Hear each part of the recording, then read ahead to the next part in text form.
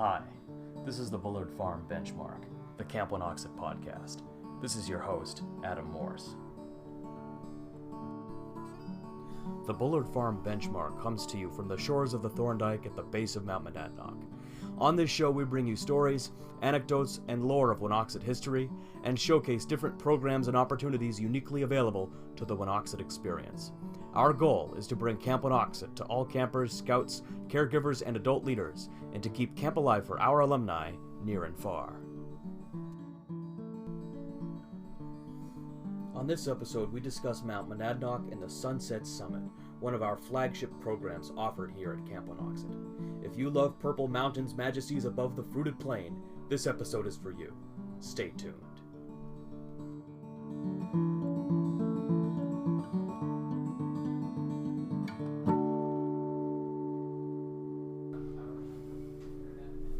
All right, friends. So today we're taking a deeper look into one of the biggest camp programs we have here at Camp Wanocksett, the Sunset Summit. And we have three people that are experts in this program, in this tradition. It's great that we have them in the studio today. Tom Jufrey, former nature director, and Caleb Parrott and Tim Zobe, our current nature directors, 2023 nature directors. And I'm also happy to discuss it as well with you guys because I am a former nature director, worked in nature for 5 years, was the director for 2 years. So this is a program with which we are all familiar here, and I'm really interested to hear your insight about the program and your experiences with it. But one of you first tell us what this program is, and what is the objective of the Sunset Summit? So, whoever wants to take it away. You want to take it? I can discuss it if you want, but go for it. All right.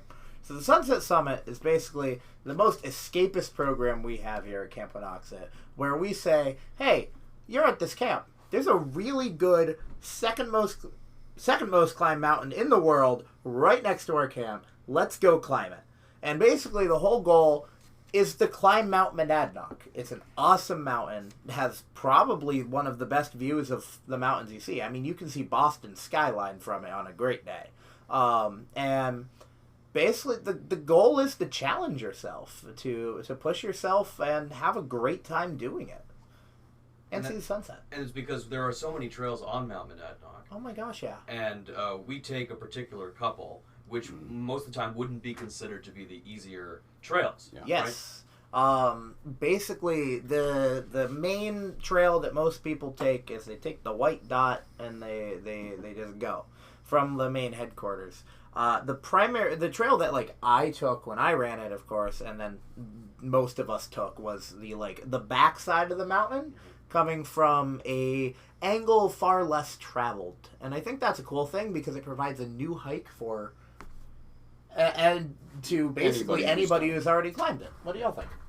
Yeah, so we start at Gilson Pond, which is half a mile down the road from Camp Wanocksett, and head up Red Spot, and then come down on Pompelli, and take a little cut back to Red Spot again over the Cascade Link. Cascade Link. Yeah. Right. Yeah.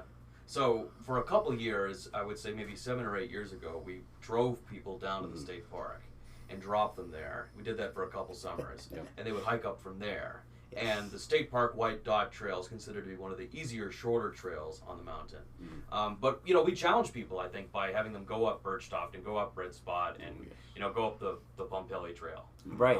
It's not one of the easier trails. I think it was certainly a happy accident and one of the good things to come out of COVID. I mean, there's not really many of those, but I think driving to the actual to the headquarters is always a neat experience because that's the primary spot where people go to climb the mountain. But I do think sort of returning back to the roots, because a long time ago we also used to do Birchtoft. By a long time ago I mean Adam's era. Right. I think moving back to that provided a whole new experience, and it feels more complete to me that you start at camp and you start walking and you leave, and when you leave the mountain you walk back to camp. So it creates more of a full story arc to me. Yeah, it's the road less traveled. We don't run into too many people going up, and we don't run into too many people coming down. So it means that we also get kind of a quiet experience for the kids to just be present in nature, be present in the moment, and we're able to stop at different points and talk about the trees and the wildlife and the formation of the mountain. Mount Monadnock means lone peak, and Tom Jufrey's favorite interview question is, how was Mount Monadnock formed? And it's a little bit of a trick question because most people think of mountains, they think of plate tectonics, but Mount Monadnock was formed way back when from glaciers, and so it's definitely a unique spot, and not many summer camps can say they're at the base of a mountain or that we even offer a program to climb up a mountain. We're really lucky to have that opportunity. Right, or indeed at the base of the second most climbed mountain in the world, too. Yeah. Second to only Mount Fuji, which is a tourist, huge tourist industry. So I think that's a real accomplishment for Mount Monadnock itself. Yeah, especially considering, right, as you were saying, Caleb, how personal of an experience we're able to give the Scouts, right? It's a wonder that, with its, I guess, sort of status as the climb mountain, we can, still do that. We can still have it feel like, that you're still truly, out in the woods, just going up a mountain and then come back down. Right. And the whole trip from camp, from the route that we take, is about a 7-mile round trip. Is that accurate, guys? So on paper it says 7 miles. Yeah. When you add in all that elevation, So I've had multiple Scoutmasters come up to me at the end and says, "My Fitbit says 10 miles. Right. What is this?" Right. So I think it's on paper 7 miles, and that's what we advertise it as. But I also feel like it might be a little longer. Still a great hike either way, but 7 to 10 miles. Roughly. And that's not counting if you decide to, instead of going back down Red Spot and then Birchtoft, if you instead take Pumpelly and then Cascade Link, that adds an extra 3 miles onto it. I think so. Just flat on overhead view. Not even counting the elevation coming down. I think it's a little less than 3, but the reason we made that choice was it's a lot less of a steep decline. So when we're coming down after seeing the sun kind of set and some of the light go down, you're coming down in the dark. So having a flatter, I should say, descent is a lot easier on the Scouts. I also think a good pro to that, in my time we tried Cascade 1 or 2 times, but then we decided Red Spot was the way to go. I'm very happy y'all are doing Cascade Link again, because one of my favorite scenes of the mountain is when the sun starts to set and you see the mountain shadow just cascade across the land on your side, and you can't really get that good of a view of that if you break the tree line too early. And I think going down the rest of Pumpelly Ridge, down Cascade, allows just the right amount of time to do that. Absolutely. Sorry. Yeah. Yeah, absolutely. When you get up to the summit, right, a lot of times you're not actually there for the summit. You get there a little bit too early. And so when you come down Pumpelly and, even Cascade Link to a lesser extent, but especially Pumpelly, you can actually see that summit, you can actually see that sunset while you're still above the tree line. And I think that's a really beautiful thing for the Scouts to be able to experience. Right. I've gone up Mount Monadnock at this point probably nearing 20 times. It's one of my favorite mountains. I've done it multiple times through Wanocksett, multiple times on my own with weight training for backpacking, and I've gone up pretty much every route. I'm pretty sure at this point, besides some of the old discontinued trails.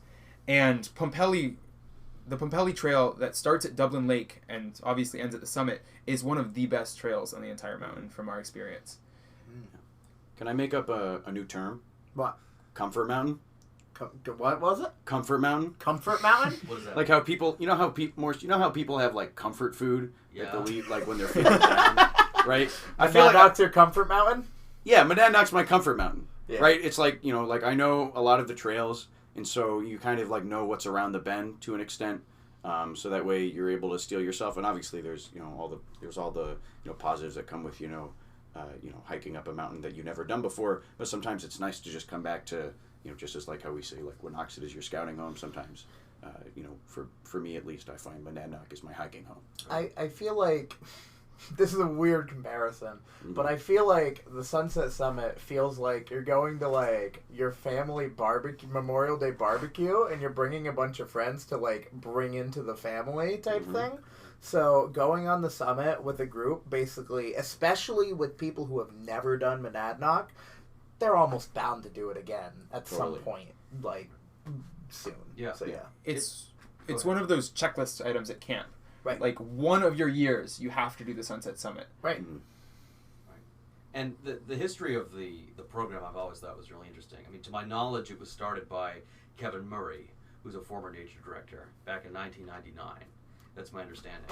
And I am not an expert on the trail that Kevin Murray originally took. I don't know if any of you guys know anything about that stuff. So I know a completely left field thing. So I know that yes, the Sunset Summit as the Sunset Summit started in '99, but in the program for Camp Wanocksett from 1926, it specifically mentions both a sunrise and a sunset hike of Monadnock. Not called Sunset Summit, but it was a hike of Monadnock at those times. Right. Some of that stuff is really weird too, where it's like, yeah, the camp director would lead it with like 5 gallons of water on his back. Right. So, but I don't really know much from that early beginnings of Sunset Summit as the program it is now, and I don't know if y'all do either. It's hard to know. Some of our alumni or John Mayo might know a little bit more about that. Of course. I don't know what trails they took either. I don't know. They may not take the Red Spot or the Cascade Link. It might have been a different route. But as like an institutionalized program labeled the Sunset Summit, was born at that time. But yeah, that brochure from 1926 that we saw a few years ago does indicate that they were going up the mountain at that time. I mean, why wouldn't you? It's right there. Of course. But the interesting thing too, and I don't know the full history of this, is that this is 1926 that we're talking about. Right. So there were obviously a couple of trails on the mountain, but then again, maybe not. I don't really know, because many of the trails on the state park side were built by the Civilian Conservation Corps in the 1930s. Right. Mm-hmm. And so a lot of those trails are actually named after local people from Jaffrey or from the community, or people that worked in the CCC, one of Roosevelt's programs at the time. Yeah. And so that's how the state park was sort of built, was through that kind of Roosevelt administration funding. Right. And so therefore that made the mountain much more accessible to the public in general, and also probably camp after that time. Oh, especially, yeah. I also think, I don't recall off the top of my head when the halfway house was actually like torn down. I do know that it was definitely around in 1926. So that's like some stuff where the mountain must have looked really different when we first started going up that thing. Mm-hmm. And it's this is the 99th year. So assuming it started in 1924, even though it's in the brochure for 26, that's 99 years of a mountain changing. Right. There's a lot of cool secrets up on Monadnock. If you make it to the summit, there's the foundation of the old snack shack that used to sit up top. Traveling down the ridge, there's the old rain shelter, which I've yet to find. And there are a couple other little secrets on the mountain. I can't remember what year the map is dated to, but I've seen an old map of some of the old trails that just totally don't exist anymore. They're not listed anywhere, but you can still find old blazes, and it's still a really cool history to this complex map that's now been narrowed down to a couple trails. Right. Now, I think that my favorite part of the summit, and like Tim was talking about, the trails so well, you come to know the mountain so well after you've hiked it dozens of times. I think I've probably hiked the mountain 200 times in my life, which is ridiculous, I realize. But I know every turn. When we're getting back to Gilson Pond, even if it's dark, I know that we're almost there. Yeah. I know when we're about to break tree line. You get to know the mountain so well. So bringing friends over for a barbecue to your backyard, the mountain is practically your backyard, even though it's maybe 10 miles of hiking. Right. You become so familiar with it, which is so interesting. Yeah. Oh, absolutely. I always joked when I ran it, right at the start of Red Spot, it's made up of 3 rock scrambles, except the third one goes on for half the trail. I don't tell them that until we hit the third one. And I'm like, we're still going. But I think there's a lot of the parts of the trail, I've at least started to learn very well. You're walking up the staircase almost rocks right next to the waterfall, and you're like, oh, the old ski path right there. Right. And yeah. Mm-hmm. hiking on that mountain too, there's always that one point where all the kids are like, we've reached there, and you reach a false peak. Yep. And then you point up at the mountain and it looks so far away, and then 10 minutes you're at the summit. That happens frequently. I always used to offer to like adult leaders or campers who were happy with where they were at the fall summit. I would stay with them. No one ever took my offer because they were like, well, we came this far. Let's just do that. Yeah. Is there a point, I'm curious for each of you, on the hike that you find to be your favorite part of the hike or your favorite part of the mountain? And why is that location your favorite? Y'all start. Okay. So, coming up Birch Toft, it's only probably about, maybe 300 feet before you get to Red Spot, and that's sort of like Red Spot Cascade Link intersection. But there's just like this wonderful little spot where you can't see too far. You can't really see anything. You just see the sky going out, because there's a hole in the trees. But there's still a tree canopy over it, and the whole area is covered in ferns. I remember one time, I want to say it was week 3 of 2022. I was bringing up the front of the hike, and I just had to stop and look because you could see all of the dew that was on all of the ferns, right? And it was just like glistening in like this like low evening light, and it was absolutely beautiful. That's my favorite moment I've had in the hike. It may be a little cliche, but the summit is it's the high point of the hike. I have so many memories of the summit in so many different conditions. I mean, going through with the Sunset Summit is one thing. You're leading 30 kids up. You get to see their faces light up when they see that view that they don't get to see often. Not as many kids get that experience. They're stuck in cities at home, and so seeing their face light up is one part of it. And again, just having hiked it so many times, my favorite time of summit in Mount Monadnock, we went up the Pumpelly Trail, started at Dublin Lake, went up. And going up, it was clear weather, it was fall, I had a full, probably 30-pound backpack on, it was weight training. And we reached the top, and it started to snow, and so you see the snowfall, and we were sitting at the summit over the clouds. The most beautiful, beautiful view and lack thereof at the same time, and going down was just so pretty with all the snowfall. So the summit, again, it may be cliche, a lot of people enjoy the summit, but I definitely think it's got a lot of meaning. Right. So I have two. I have a personal favorite, and I have my favorite when it comes to the summit, or the Sunset Summit.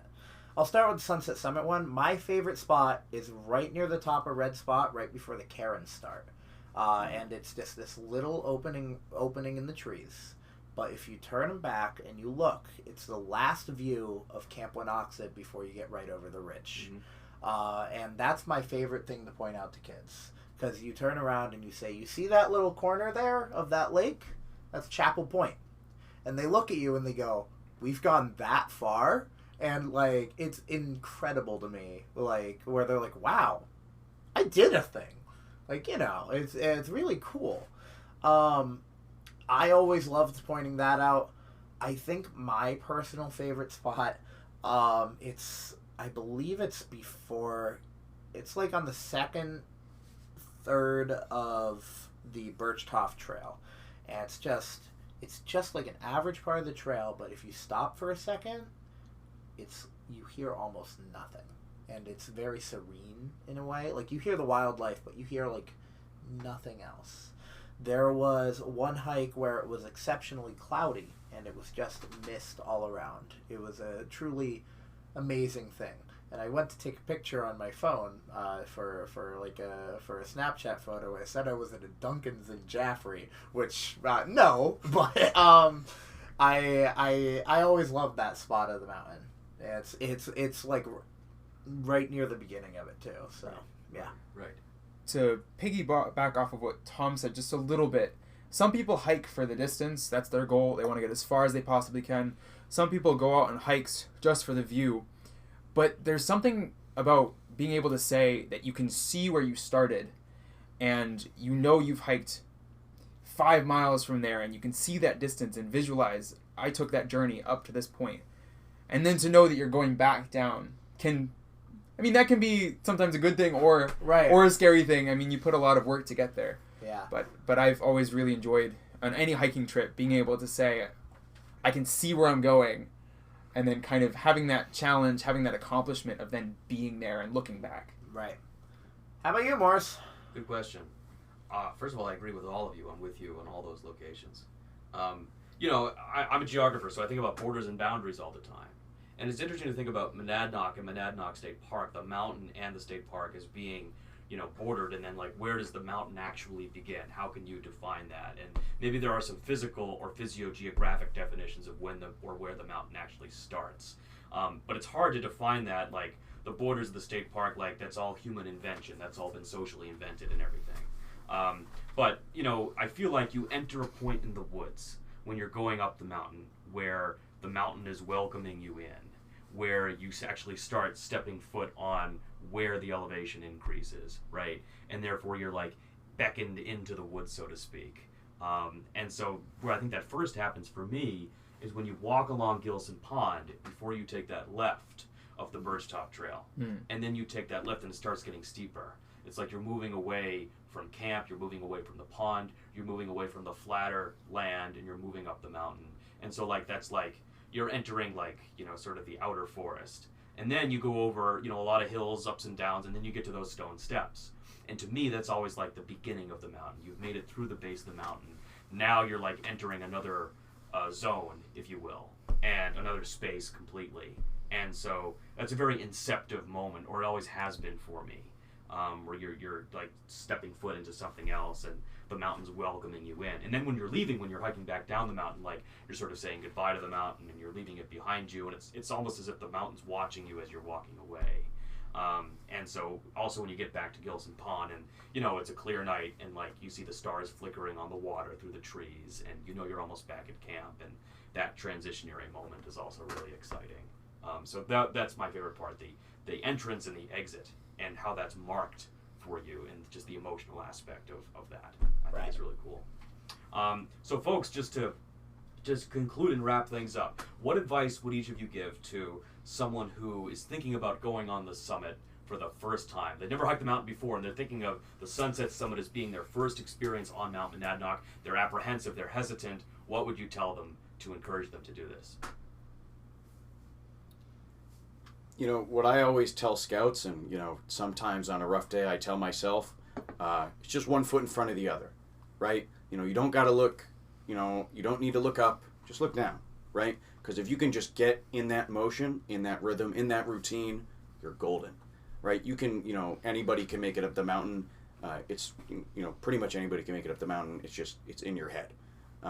You got to just have that right mentality for it. If you can just get, you know, one foot in front of the other and just sort of keep just chugging along, doesn't matter how long it takes, as long as you get up that mountain, it's all good. And when you can look back and how far you come, all the better.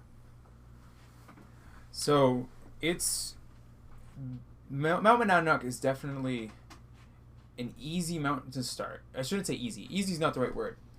It is a good introduction to what it's like to go on your own adventure and to kind of face your own challenges.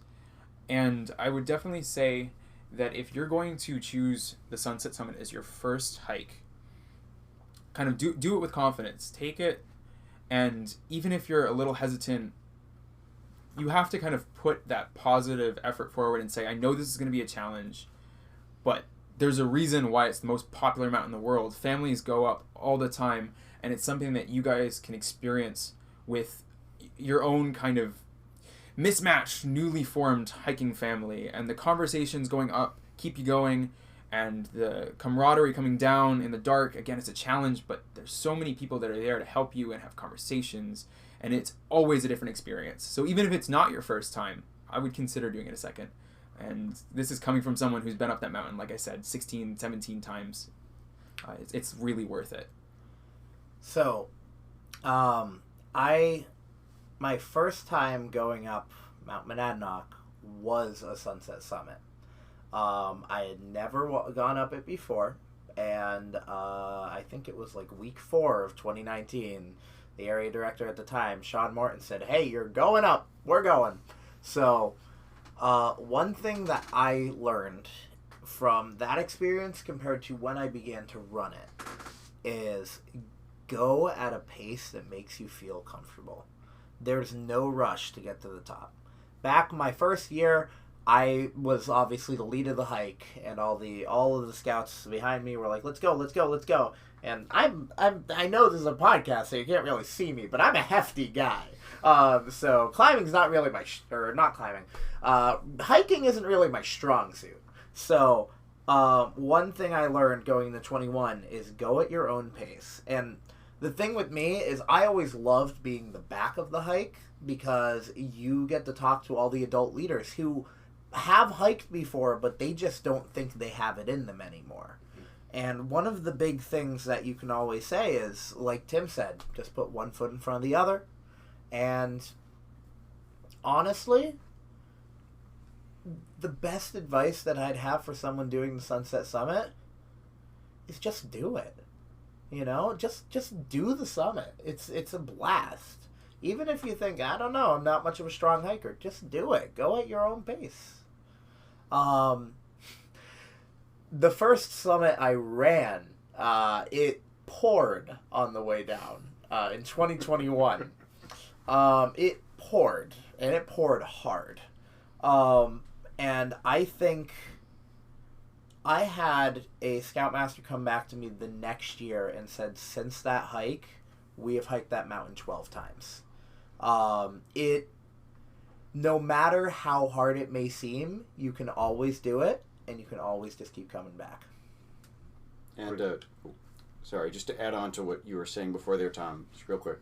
I remember there was a summit last year, I believe, and there was a scout who, wasn't super sure they could do it.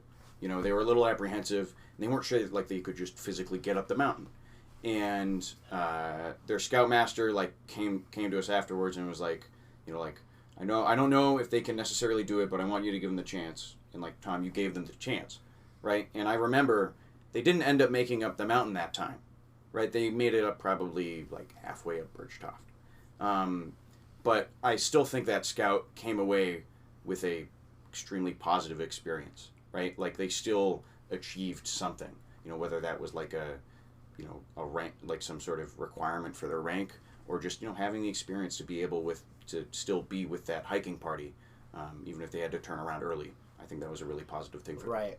Regardless of your completion, you walk back into camp a hero. Exactly. Everyone kind of greets you when you get back, and you're given a meal. It's the leftovers, but it feels like a feast. It does. When you walk back and you feel so accomplished, and you're greeted by staff, and when you walk back to your campsite, or in the next morning, everyone kind of asks how it went, and it's such a great feeling to say, yeah, we did this. You guys didn't get to do it this year, but next year is always your opportunity. And you, those younger scouts see that, and even if they're not feeling confident that year, again, we offer so many years for these kids to go and have that opportunity. Right. You always should go back as well, even if the first time you don't make it up most of the way. Every year that I ran it, I would do a preliminary hike, maybe a month before camp. And in 21, me and the Nova director at the time, Will McDonald, didn't make it up past Red Spot. And it was 2021, and it's just simply put, I was in college at the time. I'm still in college. I don't go hiking that much because it's Connecticut. It's really flat. That for week one, I was kind of petrified that I wasn't going to be able to make it up the hike, even though I'm the one running it. But, you always just keep going. And just keep going. And if you need to turn back, you need to turn back. There's no shame in it. Just, come back another day. Yeah. The mountain's waiting for exactly. you for the next time you take that journey. Anywhere. Yeah, it's staying put. Yeah. And hopefully, I think the Sunset Summit will be staying put for the long run too. It's, like I said, a real big highlight for our program here at Wanocksett. I agree. It's a popular program. It's an accessible mountain. Yes. I think it definitely does encourage people to come back even in the off season and do it again and again and again. And I feel it's like you said, it's an accessible mountain. It's not too easy and it's not too hard. It's not like we have It's not like we have Wataynic at our doorstep. It's not like we have Washington at our doorstep. No. It's somewhere in between where it will challenge everybody in some way, shape, or form. Right. Cool. Well, gentlemen, Tim Zobe, Caleb Parra, Tom Jufrey, thank you so much for being here. This is the Bullard Farm Benchmark, the Camp Wanocksett podcast. Thank you.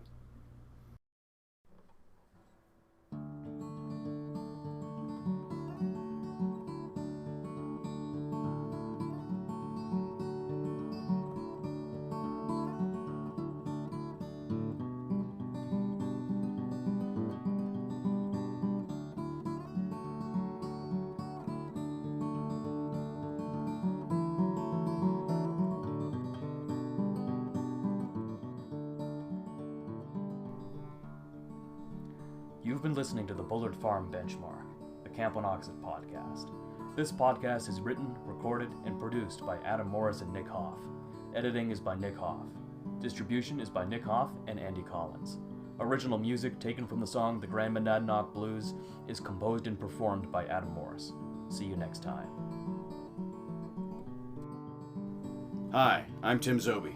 I'm Caleb Parra. I'm Tom Jufrey, and thanks for listening to The Bullard Farm Benchmark, the Camp Wanocksett podcast.